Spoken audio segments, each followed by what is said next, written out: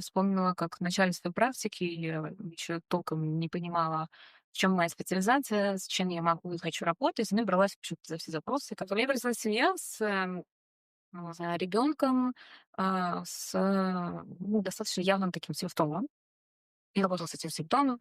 Работа происходила достаточно продуктивно. Мы использовали арт-терапию, мы использовали игрушки какие-то, карточки, разговоры. И я понимаю, что даже в процессе нашей работы симптом, он уходит. Постепенно, постепенно, но он становится более расслабленный, да, как-то больше проявляется, становится мягче, снимается вот это напряжение, да, и тот симптом, с которым они обратились, ну, действительно, ну, динамика видна. И когда за ним приходил его родитель, мне становилось понятно, что вся моя работа просто выбрасывается в ведро. Как это было? Заходит папа, да, в кабинет за ним. И, ну что, давай быстрее, где шапка-то твоя? Опять где-то проворонил?